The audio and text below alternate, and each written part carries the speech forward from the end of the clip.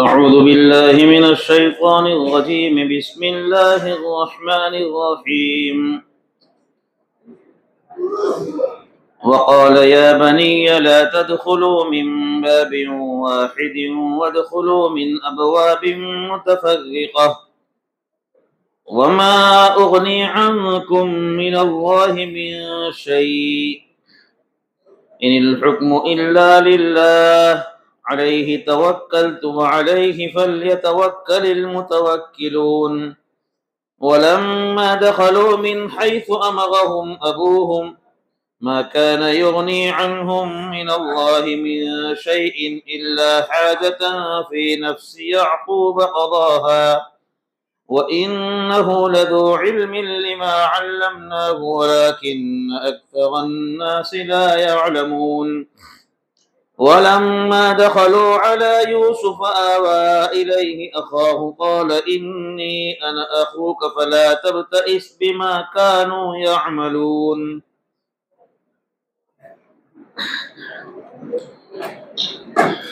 محترم دوستو بزرگو،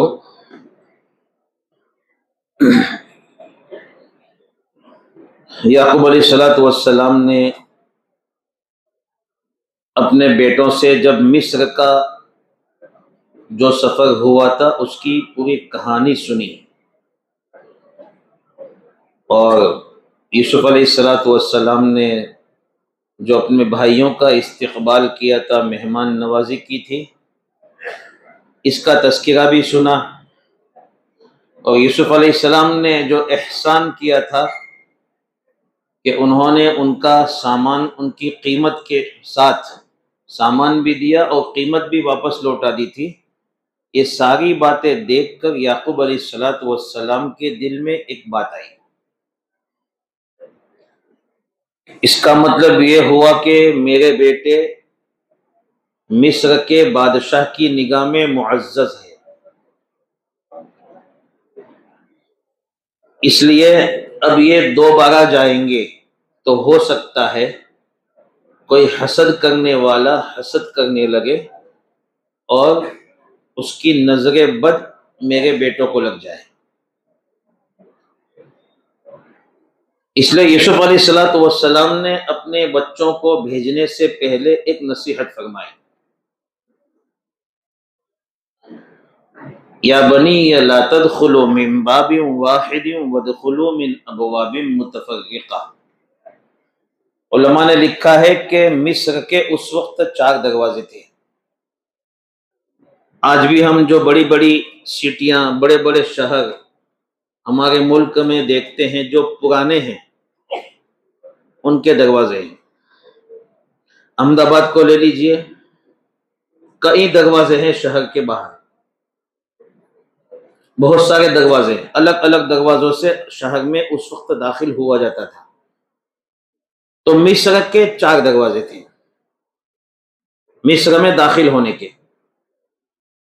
یعقوب علیہ السلام نے اپنے بیٹوں سے یہ کہا کہ تم ایک دروازے سے ایک ساتھ مت داخل ہونا،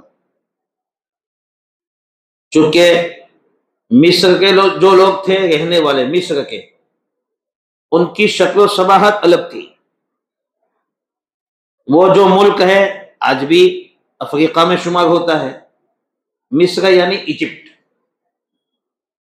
تو وہاں کے لوگ تھوڑے سے حبشی ٹائپ کے ہیں، یہ لوگ تھے کنعان کے، وہاں کی شکل و شباہت تھوڑی سی الگ تھی، خوبصورت بھی تھے، ہٹے کٹے تھے، اونچے تگڑے تھے۔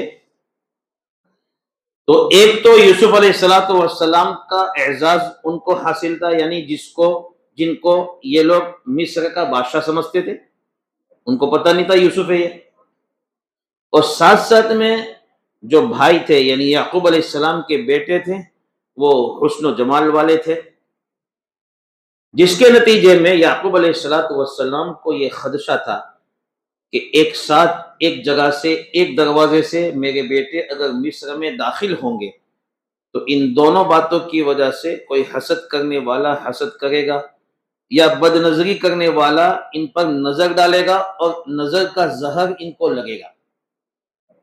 اس لیے نصیحت فرمائی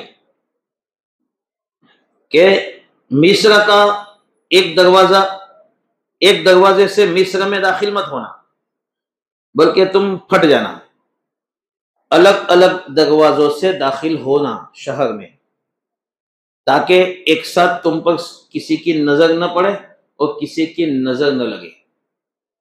اس لیے کہ اللہ رب العزت نے انسان کو جو بنایا ہے تو اس کی نگاہ میں بھی ایک زہر رکھا ہے، اس کو ماننا پڑے گا۔ حدیث میں آتا ہے العین حق، العین حق، عین یعنی نظر لگ جانا، یہ حق بات ہے، یہ ثابت ہے کہ انسان کی آنکھ کا زہر دوسرے انسان کو لگتا ہے۔ بلکہ آپ کو ایک بڑی بات بتا دوں، ہمارے نبی محمد صلی اللہ علیہ وسلم کی حدیث ہے جس کو امام بزار رحمۃ اللہ علیہ نے اپنی مسند میں اور امام طیالسی نے اپنی مسند میں نقل کیا ہے، اکثر من یموت من امتی بعد قدر اللہ وقضائہ بالعین، میری امت کے اکثر افراد اللہ کی تقدیر کے بعد، اللہ کے فیصلے کے بعد جو دنیا سے رخصت ہوں گے، وہ نظر لگ جانے کی وجہ سے زیادہ تر افراد رخصت ہوں گے۔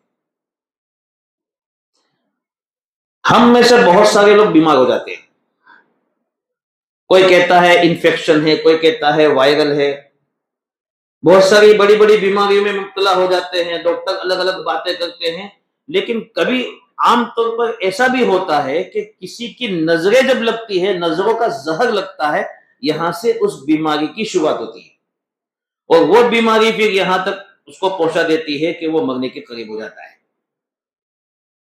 اس لیے نظر لگتی ہے۔ اس کی مثال سمجھو، یہ ترقی والا زمانہ ہے، اس زمانے میں اس کو سمجھنا بہت آسان ہے۔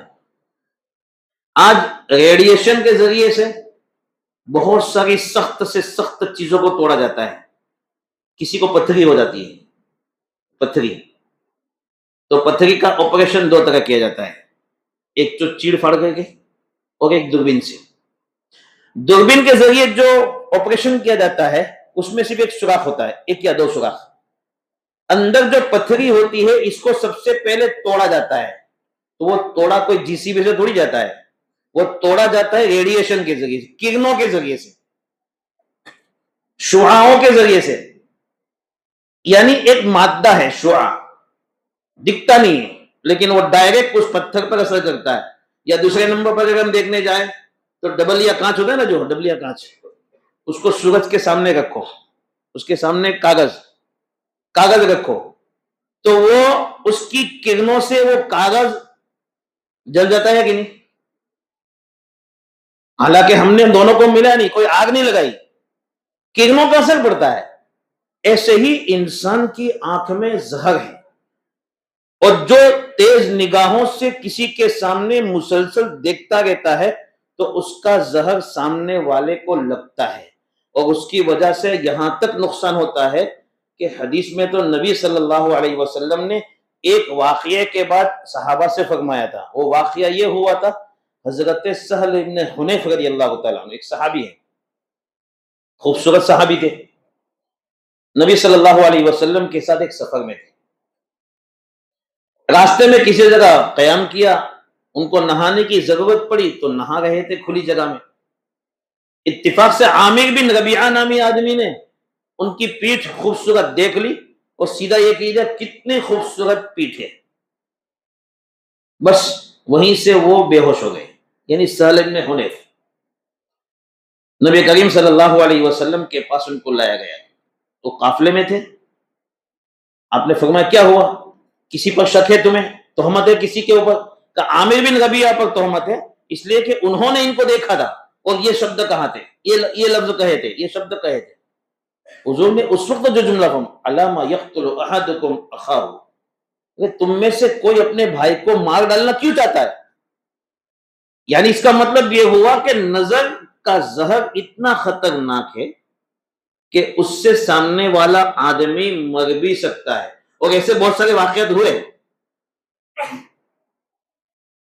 امام اصمعی رحمۃ اللہ علیہ نے دو واقعے نقل کیے ہیں، ابن عبد البر رحمۃ اللہ علیہ بہت بڑے محدث ہیں، ان کی کتاب التمہید، اس میں دو واقعے نقل کیے گئے، امام اصمعی نے نقل کیے ہیں۔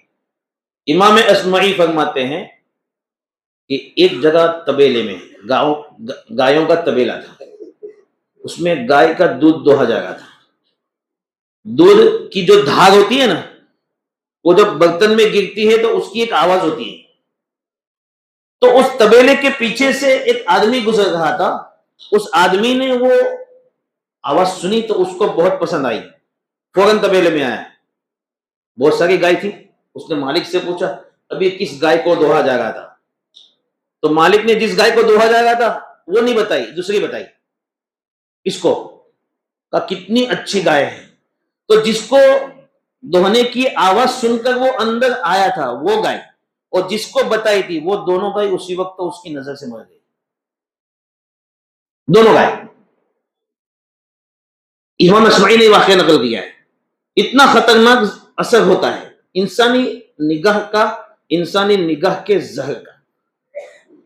حضور اکرم صلی اللہ علیہ وسلم نے تو ایسے سانپ بھی بتلائے ہیں کہ دو قسم کے سانپ ہیں، وہ دونوں سانپ کا زہر اتنا خطرناک ہے، کاٹنے سے نہیں، اگر حاملہ عورت کھڑی ہوتی ہے اور اس کے سامنے وہ دو سانپ دیکھ لیتے ہیں تو اس کی وجہ سے حاملہ عورت کا پیٹ میں جو بچہ ہے حمل وہ گر جاتا ہے۔ ڈائریکٹ اس طرح اثر کرتا ہے زہر، تو سانپ کا زہر بھی اثر کرتا ہے، انسان کی نگاہ کا زہر بھی اثر کرتا ہے، اس لیے یہ خطرناک چیز ہے۔ دونوں سے بچنے کے لیے میرے نبی محمد صلی اللہ علیہ وسلم نے ہمیں ترکیبیں بتلائی ہیں، وہ ترکیبیں ہم اپناتے نہیں ہیں، اس لیے ان بیماریوں کے ہم شکار ہوتے ہیں۔ بہت ساری بیماریاں سارے رپورٹ کرواؤ، رپورٹ کروانے کے بعد کچھ نہیں آتا ہے، کوئی بیماری نہیں۔ بات دراصل یہ ہے کہ نظریں بہت خطرناک لگتی ہیں۔ ہم لوگوں نے دیکھا ہوگا جو بچیاں زیادہ زینت کر کے ہمارے معاشرے میں گھومتی ہے ان کو یہ چیزیں زیادہ لگتی ہے، زینت کر کے اکڑتی ہے ان کو یہ چیزیں زیادہ لگتی ہے، جو زیادہ پردے میں رہتی ہے ان کو کم لگتی ہے، کیونکہ لوگوں کی نظریں خطرناک ہے۔ ہر آدمی جو دیکھتا ہے اس کی نظر الگ ہے، اس لیے اس کا زہر لگتا ہے۔ نبی کریم صلی اللہ علیہ وسلم نے ہمیں یہ ارشاد فرمایا ہے کہ کسی کی نظر کا زہر کسی کو نہ لگے، اس کے لیے کیا کرنا چاہیے یہ بھی بتایا ہے، اور ہم کو کسی کا زہر نہ لگے اس کو یعنی سامنے والے کو بھی کیا دعا پڑھنی چاہیے، اور جس کی نگاہ میں زہر ہے اس کو کیا پڑھنا چاہیے جس کی وجہ سے کسی کو اس کا زہر نہ لگے۔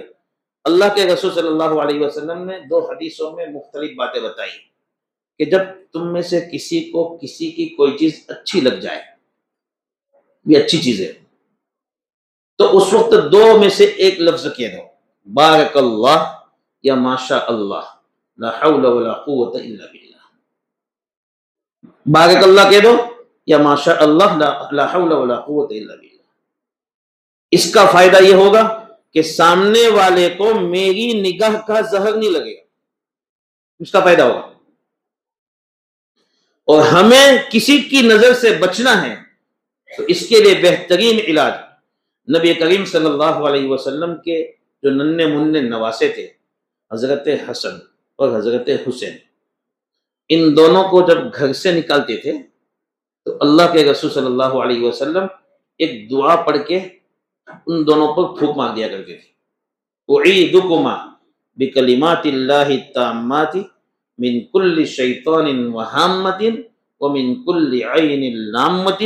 یہ دعا پڑھتے تھے اور حضرت حسن اور حضرت حسین ان دونوں پر پھونک مار دیا کرتے تھے، اور یہ سکھاتے تھے حضرت حسن حسین کو کہ تمہارے دادا یعنی حضرت ابراہیم علیہ السلام اپنے بیٹے اسماعیل اور اسحاق کے لیے یہی دعا پڑھتے تھے۔ تو ہمارے بچے جن کو یہ دعا نہیں آتی ہے ان کو ہم پڑھ کے پھونک ماریں گے، اور ہم کو یہ دعا آتی ہے تو ہم اعوذ پڑھیں گے، اعوذ نہیں، اعوذ بکلمات اللہ التامات من کل شیطان وہامۃ ومن کل عین لامہ، یہ دعا پڑھیں گے۔ اس کا نتیجہ یہ ہوگا جب بھی گھر سے نکلیں گے یہ دعا پڑھ کے اپنے اوپر دم کر کے نکلیں گے تو انشاءاللہ اس کے اثر سے کسی کی آنکھ کا زہر ہماری نعمتوں پر بھی نہیں لگے گا۔ بہت سارے لوگ شکایت کرتے ہیں میرا کاروبار چل رہا تھا اچھا لیکن ٹھپ ہو گیا. دیکھو اللہ رب العزت نے اس دنیا کو دار الاسباب بنایا ہے. بات چل پڑی ہے, آپ لوگوں کو سمجھا دیتا ہوں, فائدہ ہے اس میں. دنیا کو دار الاسباب بنایا ہے, بے شک اللہ ہی سب کچھ کرتا ہے, لیکن اس نے دنیا کو اسباب کی جگہ بنایا ہے. اس لیے بہت سارے لوگ شکایتیں اس کی کرتے ہیں, کاروبار بہت اچھا چل پڑا لیکن ٹھپ ہو گئے. اس میں ایک وجہ یہ بھی ہوتی ہے کہ کچھ لوگوں کی برے نظر ہمارے کاروبار پہ لگ جاتی ہے. اس لیے میرے دوستو ہمیں ان چیزوں کا اہتمام کرنا چاہیے. حضرت سعد بن ابی وقاص رضی اللہ تعالیٰ عنہ بہت بڑے صحابی ہیں, اللہ کے رسول صلی اللہ علیہ وسلم کے بہت قریبی صحابی. یہ کوفہ کے گورنر تھے. وہ اپنے گھر سے باہر نکلے, ایک عورت نے ان کو دیکھا اور اتنا صرف کہا, ان امیرکم ھذا لأہزم الکشحین, تمہارا یہ امیر تو دبلی پتلی کمر والا اچھا امیر ہے. موٹاپا پسند نہیں تھا اس وقت مردوں میں, دبلی پتلی کمر والا اچھا امیر ہے, ایسا ایک عورت نے ان کے بارے میں کہہ دیا, فوراً گر گئے. اس عورت کی نظر لگی. تو پھر جو سنت میں علاج ہے کہ جب پتا چلے کہ اس کی نظر لگی ہے تو اس کے ہاتھ, پاؤں, کوہنیاں, منہ, یہ سب دھو کر اس پانی کو ایک برتن میں جمع کر کے اس پانی سے جس کو نظر لگی ہے اس کے سر پہ اور پیٹھ پہ ڈالا جاتا ہے, تو اس کی وجہ سے نظر اتر جاتی ہے. بات میں سمجھ رہے ہیں؟ ہم کو پتا لگ گیا کہ بھائی اس آدمی کی نظر لگی ہے, تو اس آدمی کے چہرے کو, یعنی اس کو برتن میں بٹھایا جائے گا, تگارے میں بٹھایا جائے گا, اس کا چہرہ پانی سے دھویا جائے گا, ہاتھ دھوئے جائیں گے, کوہنیاں دھوئی جائے گی, پھر اس کے بعد اس کے بدن میں سے پاؤں کے اطراف کی چیزیں دھوئی جائے گی, اور اس پانی کو جس پر نظر لگی ہے اس کے سر پہ اور پیٹھ پہ ڈالا جائے گا, تو وہ نظر اتر جاتی ہے. ایسا کیا گیا حضور کے زمانے میں, حضرت سعد بن وقاص کے ساتھ بھی کیا گیا, اور حضور کے زمانے میں حضرت سہل بن حنیف کو جو نظر لگی تھی عامر بن ربیعہ کی, ان کے ساتھ بھی یہ کیا گیا. اس لیے نظر حق ہے, وہ لگتی ہے, اور اس کے ذریعے سے بیماریاں بھی پیدا ہوتی ہیں, اور پھر بیماری میں آدمی چلا بھی جاتا ہے. اس لیے ہمیں ان دعاؤں کا جو ہمارے نبی صلی اللہ علیہ وسلم نے موقع پر بتلائی ہے, ان دعاؤں کا اہتمام کرنا چاہیے. رات کو سوتے وقت میں جو معوذتین ہیں, قل اعوذ برب الفلق, قل اعوذ برب الناس, اس کو پڑھ کے اپنے اوپر دم کر کے سونا چاہیے. ہمارے نبی محمد صلی اللہ علیہ وسلم خود اپنی ذات کے لیے یہ عمل کے پابند تھے, وہ کرتے تھے. تو یعقوب علیہ السلام بھی وقت کے نبی ہیں, اس لیے انہوں نے بھی اپنے بیٹوں کو نظر نہ لگ جاوے کسی کی, اس کے لیے ایک سبب کے درجے میں ایک سبب اختیار کرنے کا حکم دیا کہ مصر کے دروازوں سے داخل تو ہونا, لیکن سب الگ الگ دروازوں سے داخل ہونا. اجتماعیت میں طاقت بے شک ہے, لیکن کبھی اجتماعیت توڑنی پڑتی ہے طاقت کے لیے, اس مصلحت کے خاطر.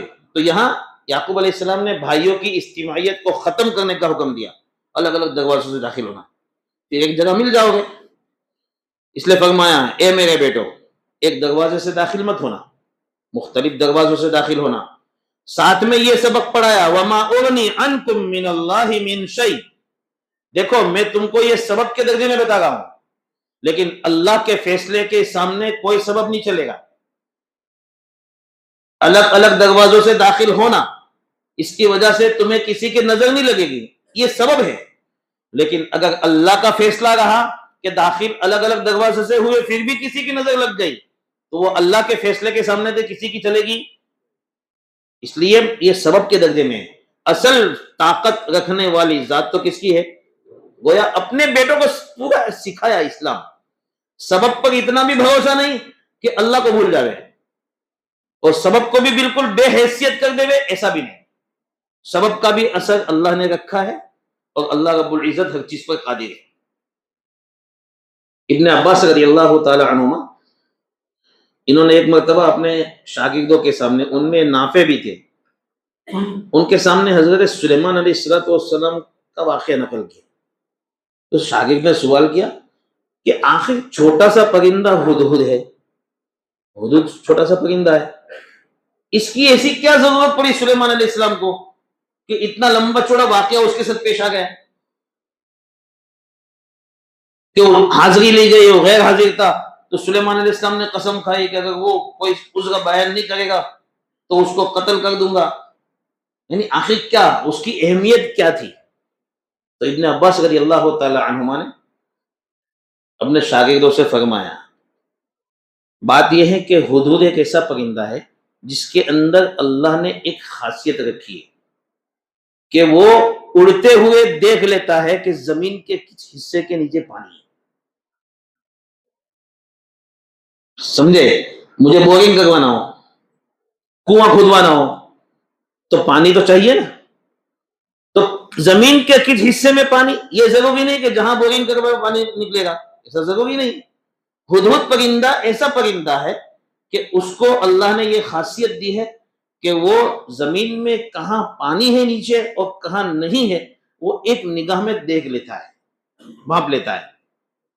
اور سلیمان علیہ السلام کو اس وقت جنگل میں اس کی ضرورت تھی، پانی کی ضرورت تھی، دیکھنے کی ضرورت تھی، اس لیے اس کی اتنی اہمیت تھی. تو نافع جو آدمی ہے، جو شاگرد ہے ابن عباس کے، انہوں نے سوال کیا کہ ایک چھوٹا سا بچہ جال بچھاتا ہے، تھوڑی سی مٹی اس پر ڈال دیتا ہے ہدہد کو پکڑنے کے لیے، تو وہ جال تو ہدہد کو دکھتی نہیں ہے، تو پانی کیسے دکھ جاتا ہے؟ بات سمجھ میں آئے؟ اس کا سوال اپنی جگہ پہ صحیح تھا. ابن عباس رضی اللہ تعالی عنہما نے کیا فرمایا، اذا جاء القدر عمی البصر، جب تقدیر سامنے آ جاتی ہے تو پھر نگاہیں بھی اندھی ہو جاتی. موت آ گئی، نگاہ اندھی ہو گئی، پانی دکھ جاتا ہے لیکن جال نہیں دکھتی. ایسا مسئلہ ہے. سبب کے درجے میں اللہ رب العزت کی تقدیر، اس کا فیصلہ الگ ہے، سبب اس کا محتاج نہیں، سبب بھی ختم ہو جاتا ہے. اس لیے یعقوب علیہ السلام نے اپنے بیٹوں کو فرمایا، وَمَا أُغْنِي عَنْكُم مِّنَ اللَّهِ مِن شَيْءٍ، دیکھو میں اللہ کی مشیت سے تم کو بچا نہیں سکتا ہوں، یہ ایک تدبیر ہے، ایسی تدبیر اختیار کر لینا. اس لیے کہ ان الحکم الا للہ، حکم تو اللہ کا چلے گا. علیہ توکل، میرا بھروسہ بھی اللہ ہی پر ہے، وعلیہ فلیتوکل المتوکلون، اور ہر مومن کو اس پر بھروسہ کرنا چاہیے. اس لیے میں بھی اس پر بھروسہ کرتا ہوں، اس لیے اصل حقیقی مالک وہ ہے. اس لیے سبب کے درجے میں تم کو بتاتا ہوں کہ تم الگ الگ دروازے سے داخل ہونا. وَلَمَّا دَخَلُوا مِنْ حَيْثُ أَمَرَهُمْ أَبُوهُمْ مَا كَانَ يُغْنِي عَنْهُمْ مِنَ اللَّهِ مِنْ شَيْءٍ إِلَّا حَاجَةً فِي نَفْسِ يَعْقُوبَ قَضَاهَا وَإِنَّهُ لَذُو عِلْمٍ لِمَا عَلَّمْنَاهُ وَلَكِنَّ أَكْثَرَ النَّاسِ لَا يَعْلَمُونَ.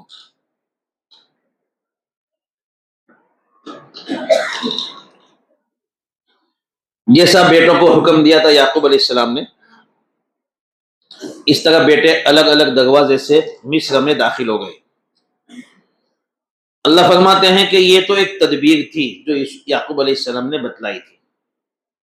بس یعقوب کو دل میں ایک ضرورت تھی کہ میرے بیٹوں پر کسی حسد کرنے والے کا حسد نہ لگ جائے، اس کے لیے انہوں نے تدبیر بتلائی تھی، ورنہ یہ تدبیر اللہ کے حکم سے کوئی فائدہ دینے والی نہیں تھی. اور یعقوب علیہ السلام نے اپنے بیٹوں کو جو سکھایا، اس لیے کہ اللہ رب العزت نے یعقوب علیہ السلام کو علم دیا تھا، اس علم کے نتیجے میں انہوں نے صحیح بات اپنے بیٹوں کو سکھائی.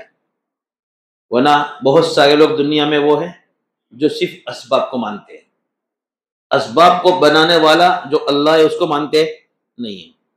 وَإِنَّهُ لَذُو عِلْمٍ لِمَا عَلَّمْنَاهُ وَلَكِنَّ أَكْثَرَ النَّاسِ لَا يَعْلَمُونَ.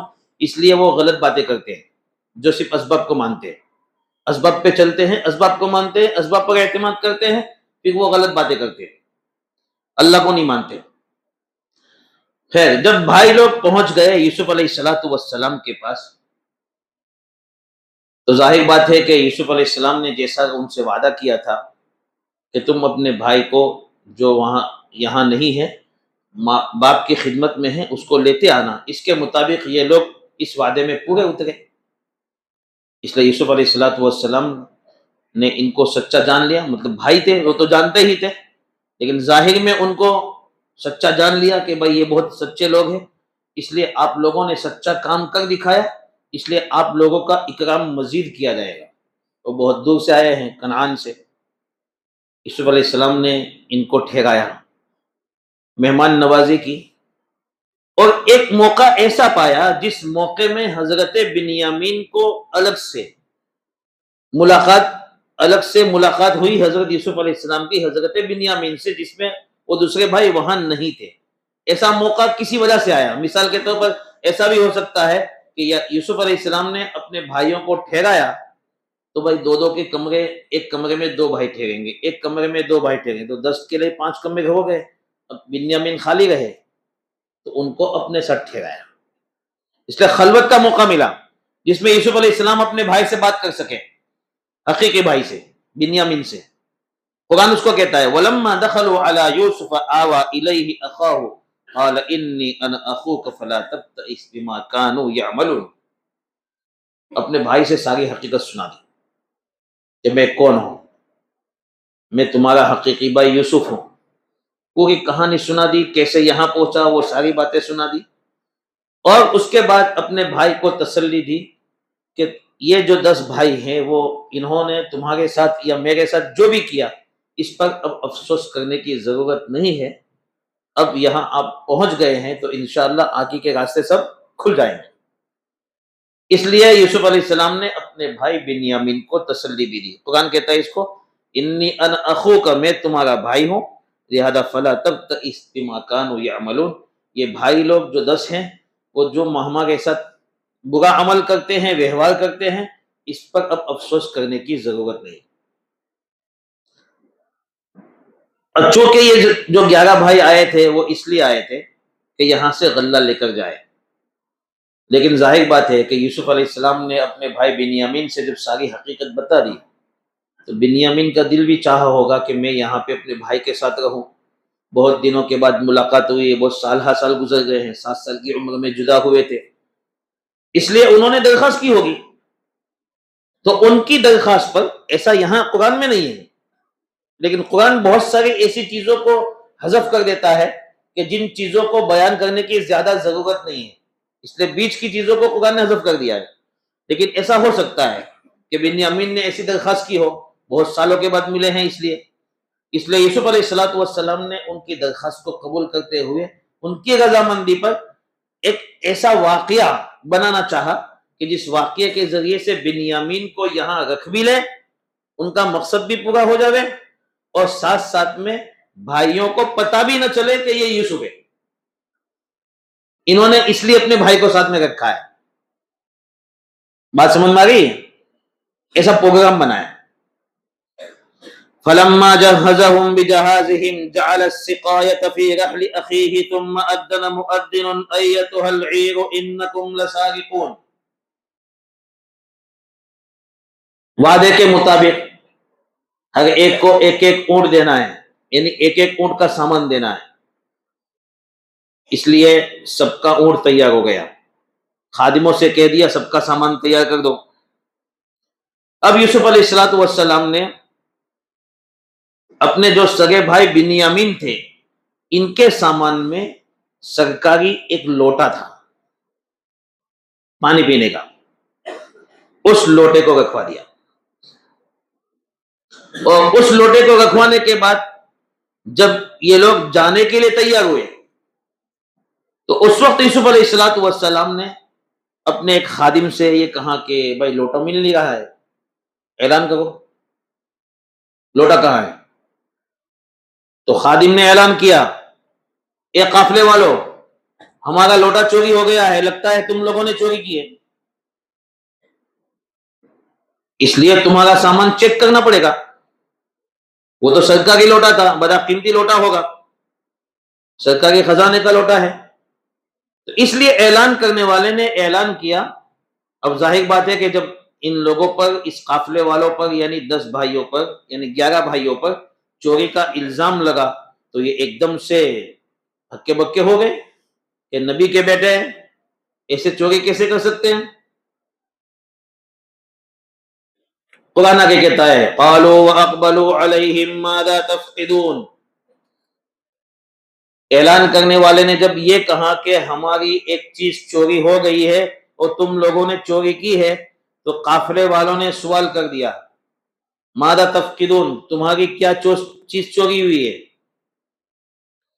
قالوا نفقد صواع الملك ولمن جاء به حمل بعير وانا به زعيم. تو بادشاہ کے خادم نے یعنی یوسف علیہ السلام کے خادموں نے یہ کہا کہ ہم لوگ جو گم پا رہے ہیں وہ ہمارے بادشاہ کا لوٹا ہے، بڑا قیمتی لوٹا ہے، وہ ہمیں مل نہیں رہا ہے، اور جو بھی اس کو لے کر آئے گا اس کو انعام میں 1 اونٹ کا سامان اور مزید دیا جائے گا، غلہ. یہ اعلان ہوا. اب 11 کے 11 بھائی ہے، اس میں سے بنیامین کو نکال دو، باقی 10 بھائی ہے، وہ سب جانتے ہیں کہ حقیقت یہ ہے کہ ہم نے چوری کی نہیں ہے، لیکن اب چوری کا جب الزام اس قافلے پر لگا ہے، چونکہ یہ قافلہ ہی شاہی مہمان بنا تھا اور شاہی گھرانے ہی سے وہ لوٹا چوری ہوا ہے، تو قافلے میں چوری کا الزام تو اسی قافلے پر لگا، اس لیے ان لوگوں نے اپنے اوپر سے الزام کو ہٹانا چاہا. انشاءاللہ یہ آئندہ کل بیان ہوگا. وقت ہو گیا. اللہ رب العزت ہم سب کو صحیح سمجھ عطا فرمائے.